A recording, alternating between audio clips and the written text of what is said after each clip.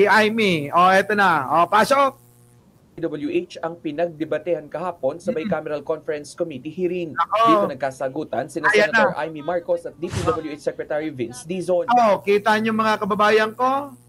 Ha? Kaya ho, nakalagay ho yung kamay ni Aimee diyan po sa may leeg bandang dibdib. Mga kababayan, ano? Sa leeg bandang dibdib. Maliwanag ha. Baka kasi masaksak niya yung sarili niya.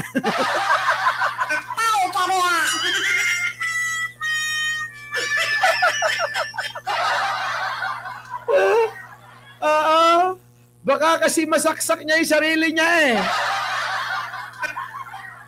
Ay, nako, Aimee. O, eto na. Nagkasyagutan na.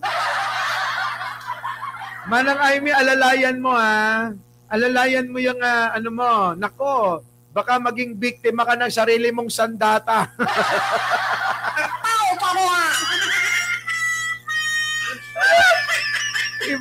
Ibang klase. O, eto na. Manang Aimee partida, nagpatabas ka pa niyan ha. Eto na. Eto na. Bakit daw biglang pinapabalik ng ahensya ang bilyones na pinatanggal nila noon? Vince Dizon is no engineer. Ito na. Ito si Aimee kasi eh. Hoy! Vince Dizon, di ka pala engineer daw. Vince Dizon is no engineer. He's an economist and a political aide. Ito magandang tanong. Teresita Tan, tanong ko, sabi, how about math? Importante, di ba? Ito mga kababayan, alam nyo ako naniniwala sa math, ang kailangan lang nating matutunan, plus, minus, division, subtraction. Okay na yung apat na yun. Putik na yun, no? Di ba, nung araw, square root of 2, divide 3. Putik na yun, mga kababayan, wala na akong matandaan. At hindi siya nagagamit, mga kababayan, sa pang-araw-araw nating pamumuhay. Di ba, no, mga kababayan, di ba? Ang daming hindi nagagamit. Oo, di ba? Yun na lang yung yung plus, minus, parang sa akin, yun na lang okay na eh, no? Oo. Bakit? Pag nag-engineer ka, di ba, yun din naman, gagamit din pa rin siya ng token na ito yung engineer, gamit na tikwa. Calculator. Kukompute ng ganyan, mga kababayan, no? Tapos yung iba, alam nyo, bago na, hindi na calculator, gino-google na lang. Meron namang Google lang. Di ba? May Google. Live ako. Wait. Yan, Di ba? Mga kababayan, Google na lang. May AI naman, di ba? Bakit hindi na lang yun ang ituro nila? Huwag nyo nang pahirapan. Alam nyo mga kababayan, mahalaga po kasi, yung bang huwag natin pahirapan yung buhay natin. Ako naniniwala ako dun sa lahat dapat padaliin kasi yung pong nangyayari sa development at evolution ng mga teknolohiya sa ating bansa, mga kababayan, mga kababayan ang bibilis na ayaw ni Teresita Tan talaga. Di ba, no?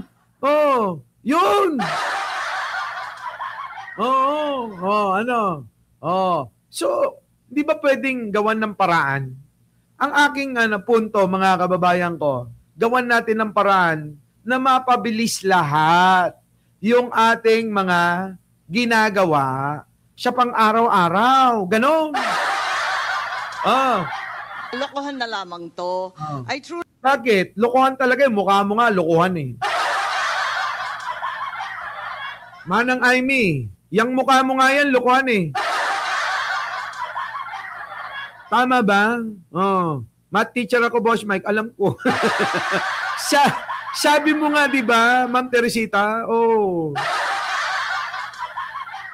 Mama, oo. Bati tayo, ha. Sa akin lang naman, eh. Pinapaliwanag ko lang, baka po pwede nating pabilisin lahat, eh, no? Di ba? Pwede naman gumamit na lang. Turuan nyo na lang estudyante ng calculator. O kaya, pwede ba i-google na lang? Look who's talking, sabi dito. Eto na, ha? Tingnan nyo, mga kababayan ko. I resent the fact that the BICAM is being hostaged by the Secretary of the Department of Public Works and Highways. Hindi po pwedeng huminto ang trabaho sa DPWH. We are doing the best we can given the current... Tingnan nyo, mamimiloso pa yan. Mamimiloso pa, ha? Sabi, hindi po pwedeng ihinto ang trabaho sa DPWH. Totoo naman, eh. situation. Hindi kita pinahihinto sa trabaho mo. Tatanga-tanga ka pala kapag hindi mo binigyan ng budget yan, Manang Aimee, paano hindi hinto yan? Ikaw kaya pagtrabahuin namin nang wala kang sweldo, magtatrabaho ka ba? Makinig kayo mga kababayan ko. In fairness, ha, kahit ayoko kay Vince Dizon, pero mali si Aimee rito. Sabi, hindi kita pinahihinto sa trabaho mo. Ikaw kaya walang budget. Di ba? Ano yan, Batares? Ano yan, Batares?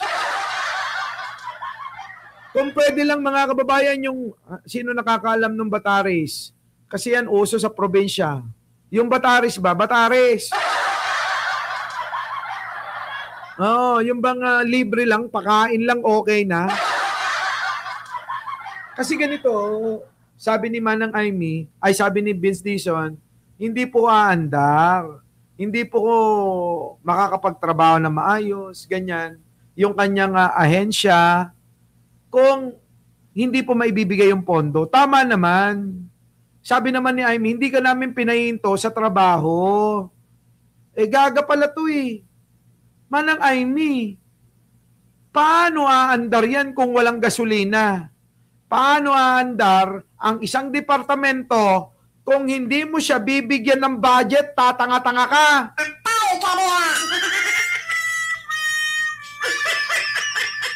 Diba?